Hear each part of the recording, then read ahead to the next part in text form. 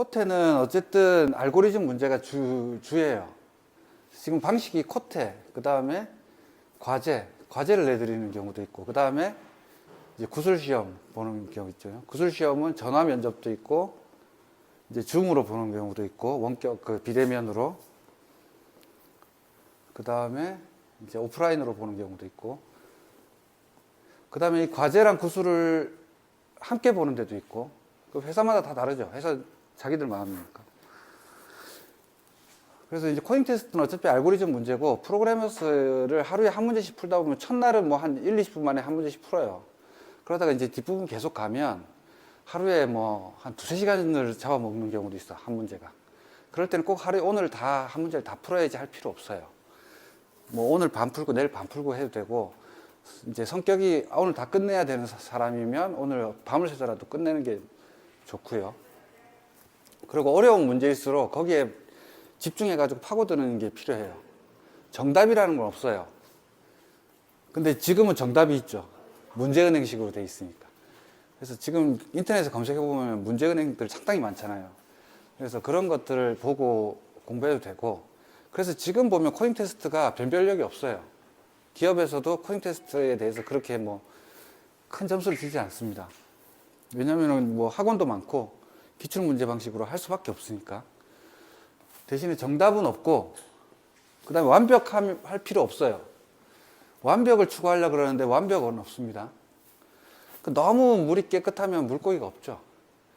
너무 완벽한 사람한테는 친구가 없는 것처럼 너무 완벽한 사람도 좋은 게 아닙니다.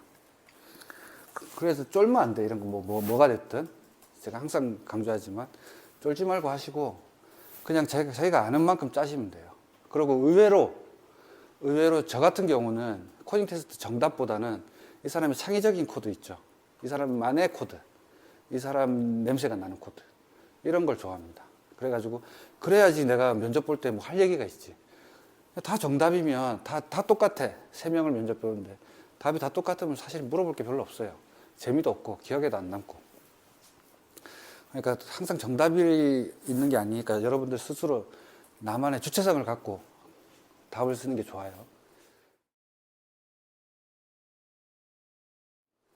그 다음에 과제는 저번에 한번 말씀드렸죠. 이것도 완벽할 필요 없어요. 핵심이 되는, 이 사람이 나한테 뭘 원하는지, 협업을 원하는 건지. 같이 본다 이런 거는 협업을 보는 거죠. 그래서 그쪽에 뭐 1년차나 2년차 신입을 하면 붙여줘요. 그래가지고 페어 프로그래밍 해봐라. 이런 거 아주 실용적이죠. 그런 거 했을 때 얼마나 그 사람을 배려하느냐. 그런 것도 보고, 자기의 주관을 관철해야 될 때와 양보해야 될 때가 있어요. 그래서 관철해야 될 때는 이 사람이 틀린 얘기를 해. 일부러 틀린 얘기, 뭐 일부러는 아닐 수 있겠지만 어쨌든 틀린 얘기를 하면 제 생각은 이렇습니다라고 꼭 얘기를 해야 돼요. 근데 이 사람이 잘못 짜고 있어. 근데 한번 지켜볼 수 있겠죠. 왜냐면 나도 착각을 했을 수 있으니까. 지켜보다가 아니다 싶으면 이건 이렇게 하는 게 좋지 않아요? 옆에서 얘기해주고. 그럼 네가 해봐. 그러면은 내가 잡고 내 생각대로 짜는 거예요. 그래놓고는 만약 틀렸어요. 내가 틀렸어. 그럼 어떻게 해야 돼요? 거기서 쫄면 안 돼. 이렇게 해도 안 되네요? 당연한 겁니다. 그거 나쁜 거 아니에요. 저도 그래요. 30년 코딩을 해도 내가 생각한 게 잘못됐을 수 있거든요. 그런 경우 상당히 많아요. 그리고 착각하는 경우도 많고. 그리고 특히 알고리즘 문제를 풀다 보면 알고리즘이 더 효율적인 게 있는데도 내가 기억이 안 날 수도 있죠. 괜찮아요. 일단 짜놓고 그 다음에 리팩토링 하시면 돼요. 생각나는 만큼 일단 돌아가게 해놓고.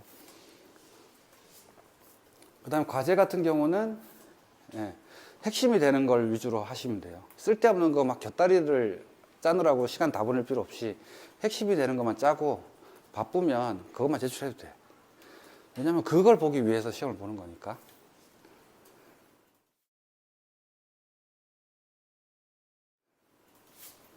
그 다음 이제 구술시험에서는 이제 간단한, 이것도 문제은행식으로 예상 질문들이 있어요.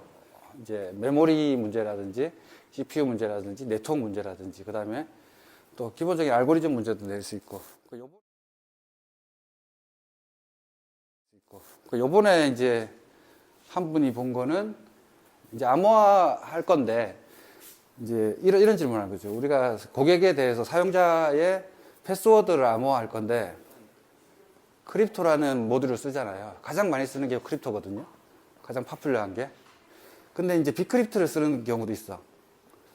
저도 가끔 쓰긴 하는데, 그러면은 크립토와 비크립트의 차이가 뭐냐? 이렇게 묻는 거죠. 이건 왜 묻는 거죠? 둘 다 알고 있나를 묻는 것도 있지만, 네가 패스워드 암호화 로그인을 한번 구현했어요. 제가 팀프로에서요.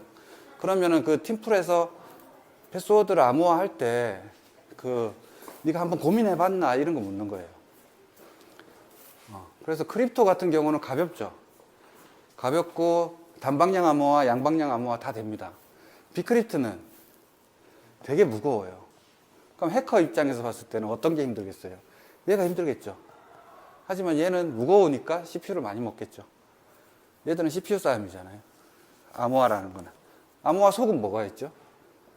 해싱이죠. 이제 해싱이란 말은 대충 알 거고, 해싱은 뭔가 돌려가지고 어떤 유니크한 값이 나오는 거죠. 우리가 맵에서도 키밸류잖아요. 키밸류 쌍인데, 이 키가 그냥 내가 1 했을 때 보일 때는 1이라고 보여요. 그냥 키가. 하지만 실제로 속에서는 제가 어떻게 한다고 그랬죠?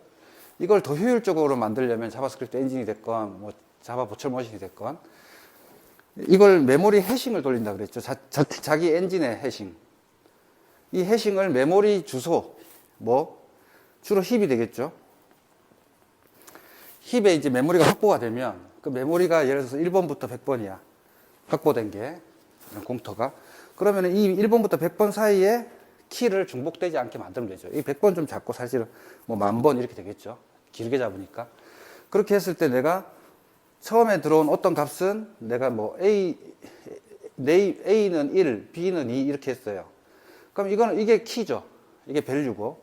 그럼 이 키를 그냥 A라고 써도 되지만, A라고 쓰면 요 주소만, 지금 맵에 주소가 100번이야. 그럼 100번 주소에 가서, 그 다음에 내가 이걸 찾아야 되죠. 그럼 얘들도 어떻게 메모리 별도 테이블이 있어야 되겠지. 그럼 이거 중복이다. 그죠? 키밸류인데 여기는 키 주소일 거 아니야. 그러니까 이 키를 아예 어떻게 만들면 되죠? 해싱을 돌리면 되죠. 이 힙의 메모리 주소를 가지고. 그래서 A는 1번부터 10,000번이니까 100번. 얘는 101번. 이렇게 나와야 되죠. 근데 키가 다른데 얘가 같이 100번 나오면 어떻게 돼요? 메모리 덮어 쓰겠죠. 이건 해시키 충돌이라고 그러죠. 해시키가 컨플릭트 나면 안 되니까 어떻게 하면 안 나게 할 거냐. 그걸 이제 많이 묻죠. 그거 어떻게 하면 돼요? 그거는 우리가 모듈을 쓴다 그러면 UUID 같은 유니크한 아이디를 뽑아내는 걸로 해싱 함수를 만들면 되고, 이 키를 뽑아내는 게 해싱 함수잖아요. 방식은 여러 가지 있습니다. 이제 시간으로 해도 되고. 근데 시간은 밀리세컨드니까 밀리세컨드 단위로는 어떤 이벤트가 안 일어나. 그러면 밀리세컨드 단위로 하면 되고. 아니면 마이크로세컨드까지 가야 되죠. 근데 이런 건 위험해요. 그래서 보통은 어떻게 하냐면 CPU가 1장, 2장 이렇게 있어. 3장. CPU가 3장이다. 그럼 CPU에 타임까지 같이 돌리죠. 그래서 CPU의 프로세스 아이디는 유니크하잖아요. 내가 한 번 실행할 때마다 유니크한 프로세스 아이디 생기죠. 하나 생기고 그 다음에 거기다가 타임까지 걸고. 보통 이렇게 해서 많이 만들죠. 그래서 이 만든 값이 메모리하고 일치되면 이 해시 함수가 항상 일치돼. 그래서 이 A 값이랑 A 값에 이제 해시키를 메모리 주소를 매핑하는 거죠. 그 매핑하는 함수까지 내가 따로 관리하면 되는 거예요. 하여튼 이런 식으로 해싱은 어려우니까 이 정도만 알면 돼요. 이 정도 알면 되고, 그 다음에 또 예상 질문으로는 환경 변수 설정을 어떻게 할 것이냐 이런 거죠. 내가 로컬에서도 개발하고, 그 다음에 개발 서버에서도 개발하고, 리액트라고 칩시다. 노드면 더 좋겠지만, 그 다음에 프로덕트 버전. 이렇게 우리가 약어로 쓰는데, 디벨롭먼트, 노드 엔바이러먼트 이퀄 디벨롭먼트, 프로덕션, 로컬 이렇게 되죠. 그러면은 이 프로덕트는 어디서 쓰는 거죠? 서버에서 쓰는 거다. 그죠? 서버에서 서비스 할 때. 왜냐하면 제품이니까. 그 다음에 디벨로프는 개발 서버. 그죠? 개발해서, 개발 서버에서 쓰는 거예요. 이거는 개발자가 10명이면 다 이쪽에 배포해서 우리가 테스트를 하잖아요. 그럼 로컬은 뭐예요? 개발자가 10명이면 10개의 PC가 있는 거잖아요. 자기 개발하는 PC. 그 PC에 해당되는 거예요. 그러면은 어떠한 뭐 설정 값을 우리가 갖고 있는데 이걸 파일로 떨구고 있어. 이 파일의 위치는 서버마다 다르겠죠. 물론 이제 디벨롭하고 프로덕트하고 경로를 똑같이 했어요. 바에 바에 따따따 우리 리액트니까 따따따 밑에 우리가 만드는 뭐 슈설 북마크다 뭐 이렇게 그냥 경로가 똑같으면 얘 두 개가 경로가 같겠죠. 파일명도 같을 거니까. 근데 그렇게 되면 안 돼. 그렇게 되면 어떻게 돼요? 위치는 이 환경 변수 파일 이게 .local, .dv, .prod 죠. 환경문 env가 보통 붙죠. 그래서 env를 관리해주는 env 모듈이 또 있잖아요. 그래서 리액트든 뭐 노드든 간에 기본적으로 엔바이러먼트를 이렇게 관리를 해요. 그럼 로컬은 내 PC에 해당되는 건데, PC는 뭐 유저스 밑에, 제이드 밑에 이렇게 돼 있다 그러면은 이 경로는 남들은 다 다르잖아요. 또는 뭐 나는 C 드라이브 밑에, 뭐 마이 도큐멘트 밑에, 뭐 워크스페이스 밑에 뭐다 이렇게 하면 요거는 여기만 들어가죠. 요 파일에만 위치가 뭐 컴프 패스다, 뭐 컴프 패스라는 요 값이 제이슨으로 이 파일이 존재한다 그러면 그랬을 때 이 파일이 기세에 올라가면 돼요, 안 돼요? 안 되겠죠. 그럼 다른 개발자들도 내 위치하고 똑같아지잖아. 근데 개발자마다 이 위치가 다 다른데 같아지면 안 되겠죠. 그럼 얘는 git 이그노화 시켜야 되겠다. 그래서 보통 git 이그노에 st.local은 다 빼요. 안 올라갑니다. 그리고 이제 이 dv하고 프로드는 올라가야 되겠죠. 맞나요? 예. 그래서 dv하고 프로드 이거는 언제 이제 어떻게 정해졌느냐? 내가 로컬에서 이제 create react app 했어요. 그러면은 env가 이렇게 생기는데 env에 내가 개발할 때 뭐 yan이든 npm이든 npm 같은 경우 run을 써야 되죠. 원래는 생략 가능하지만 뭐 dv, yan dv 뭐 이렇게 하면 로컬이에요. 이건 어디 정의되어 있죠? 패키지.json에 정의되어 있죠. 패키지.json에 뭐 빌드라든지 스크립트 영역에 들어가 있어요. 그래서 이렇게 했을 때는 로컬에서 이렇게 실행시키면 얘예요. 무조건 얘 같아요. 여기 config pass라는 것도 있고 그 다음에 이런 것도 있죠. 뭐 우리가 구글 푸시를 한다. 푸시하면은 뭐 그 시큐리티 키하고 어스 넘버하고 뭐 이런 것들이 있잖아요. 어스 키하고. 그럼 이런 것들은 내가 각각 다르게 갈 거예요. 여기서는 내 계정에 구글 계정으로 하고 여기서는 개발 구글 계정, 여기는 실제 구글 계정 이렇게 한다고. 그래야지 이제 각자 앱에 맞게 날아가잖아요. 개발 버전의 앱에 푸시를 보내고 싶으면 여기다 보내야 되고 리얼 서비스에 푸시를 보내고 싶으면 여기를 보내야 되고. 그래서 이런 것들은 어떻게 돼요? 다 똑같이 여기도 있고 여기도 있고 여기도 있죠. 하지만 값은 어때요? 이 값은 다 다르겠죠.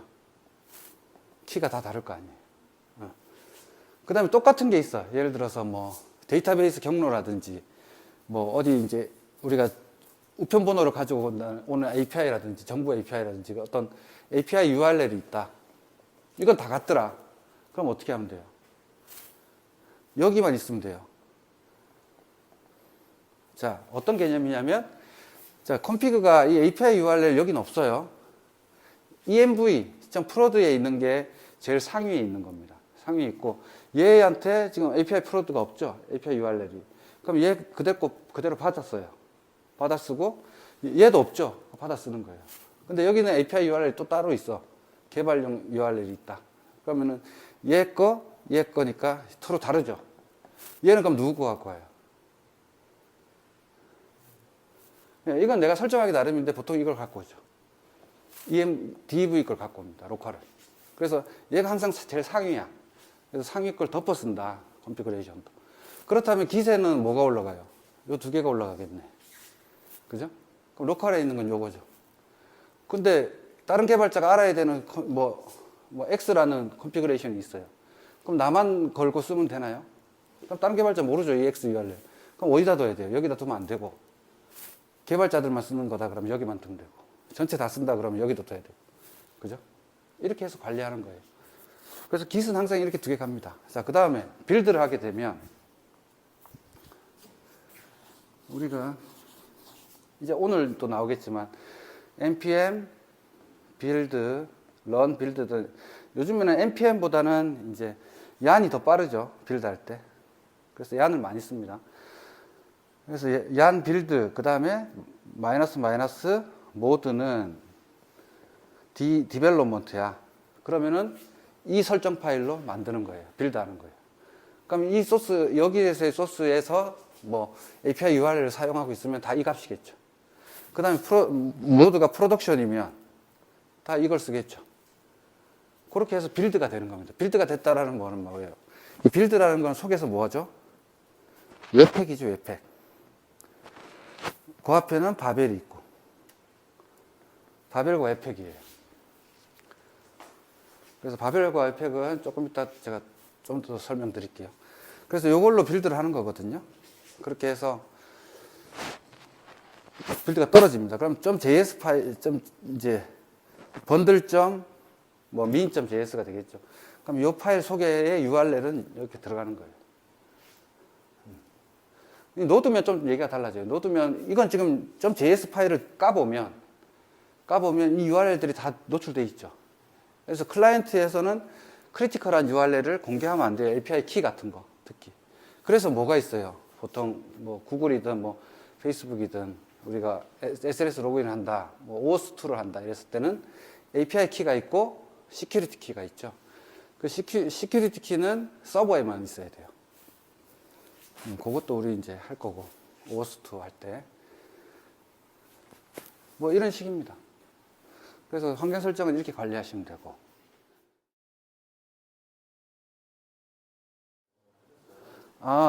무슨 어떤 토큰을 그래서 레디스에 담을 수도 있고 제가 어떻게 담으라고 그랬죠? 서버가 한 대라 그러면 웹으로 그냥 노드에다가 하나만 두면 되죠. 네. 근데 서버가 여러 대다 그러면 레디스에 담아야죠. 그냥 레디스 쓰면 되는데 서버가 한 대라도? 서버가 한 대인데 레디스 쓰는 게 오버스펙이 아니냐? 오버스펙 맞죠? 솔직히 이 토큰 값 하나 때문에 레디스를 설치한다는 건 오버스펙 맞죠? 레디스가 일단 CPU 한 장 쓰잖아요. 서버에 CPU가 2장인데 MySQL이 하나 쓰고 있고 레디스가 하나 쓰고 있으면 노드는 항상 바쁘겠지. 얘들이 안 쓸 때 기다렸다가 돌아야 되니까. 오버스펙 맞겠죠.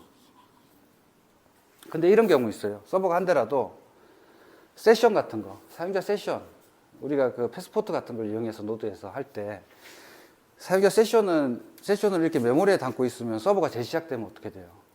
세션이 클리어 되겠죠. 세션은 저번에 말씀드린 것처럼 30분, 1시간 이렇게 내가 익스파이어 타임을 정해줄 수가 있으니까. 그래서 그거를 이제 클리어 되지 않게 하기 위해서 레디스를 지금 씁니다. 서버가 한 대라도 레디스를 쓰죠. 그럴 때는 레디스, 왜 그러냐면 영구 지속해야 되니까. 그럼 그것도 오버스펙이다라고 주장하면 사실은 할 말은 없어요. 왜?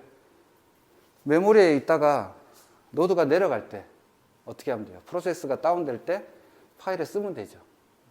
네, 그러면은 별 문제 없어요. 근데 번개를 맞아가지고 서버가 막 폭파가 됐다. 그러면 파일에 쓰기 전에 폭파가 되겠죠. 그거는 의미가 없는 거예요. 왜냐하면 파일에 썼더라도 폭파되면 파일도 날아가니까, 디스크도 날아가니까. 그래서 오버스펙이라고 하면, 파일에 쓸 걸 그랬나요? 이 정도로 하면 됩니다. 서버가 빵빵하면 보통 이제 레디스로 그냥 가는 거고. 그리고 레디스의 활용도가 높으면 돼요. 특히 요즘은 소켓을 안 쓰는 서비스가 없잖아요. 실시간 처리를 위해서. 그럼 소켓 공유하기 위해서 레디스를 쓸 수밖에 없어요. 노드 한 개인데 레디스를 썼다. 이건 오버스펙이죠. 소켓이 여기다가 다 캐시되면 끝나는 거거든. 왜? 이건 세션하고 다른 개념이에요. 노드를 재시작했어. 노드를 스톱하고 다시 시작했어요. 그러면 어떻게 되죠? 세션들은 다 클로즈 됩니다. 얘가 죽는 순간에 클로즈 됐다가 얘가 사는 순간에 다시 어떻게 해요? 쫙 붙죠. 그게 소켓 IO랑 웹소켓의 기본적인 특성이기 때문에 그래서 그거를 관리해 주는 건 얘가 해도 되는 거죠. 왜냐면 끊어졌을 때는 메모리 없어질 거고 붙었을 때는 다시 이렇게 하는 거죠. 그럼 온커넥트에서는 노드 메모리에 맵에다가 세팅하면 되고 디스커넥트가 탔을 때는 지워주면 되죠. 그러니까 이렇게 처리가 되면 되죠. 그랬을 땐 레디스 안 써도 되죠. 근데 내가 아니에요. 사용자가 많아졌을 때 노드를 저는 2개 이상 띄울 겁니다. 이렇게 대답을 하는 게 맞죠. 네, 그걸 예상해서 레디스를 썼습니다. 라고 하는 게 정답이죠. 그럴 때는. 그래야지 요 소켓이랑 요 소켓이랑 연동이 되잖아요. 사용자들은 일로도 들어오고 일로도 들어오니까. 그죠? 그 다음에 뭐, 그런 질문도 한, 왜 개발자가 됐나요? 연봉 많이 줘서요. 이러면 안 되겠죠. 재미도 맞는데, 이제, 어감이 다르죠. 너 그럼 게임이 재밌으면 게임만 하고 살 거야? 이렇게 되니까, 재미라기보다는 나에게 맞는 일이에요. 이거 일이잖아, 일. 여러분들의 프로의 삶을 사는 거니까. 맞는 일이 된 거예요. 한 거는 핵심 키워드는 나에게 맞는 일이다. 와, 그 다음 또 하나가 뭐 있죠? 이 면접 전체의 기본 마인드는 뭐죠? 제가 쫄지 말라는 걸 반대말로 하면 좋은 말로 하면 뭐예요? 쫄지 말라는 말은 자신감이죠, 자신감. 그래서 내가 알든 못하든 자신감이 있어야 돼요, 항상. 내가 아는 만큼만 평가받는 거야. 내가 요만큼 아는데 이만큼을 평가받고 싶어요. 욕심이죠, 욕심. 네. 그렇게 되면 쫄아요. 그렇게 되면 안 되고 내가 아는 만큼만 평가받고 오겠다. 모르는 거 다음에 공부해서 올게요. 라고 대답하면 되고 한번 봐야겠네요. 라고 얘기를 해야 되고 그리고 이제 너무 잘난 체 하는 것도 안 좋지만 너무 겸손한 것도 안 좋아요. 근데 일단 자신감이 있으면 겸손해질 수가 없죠.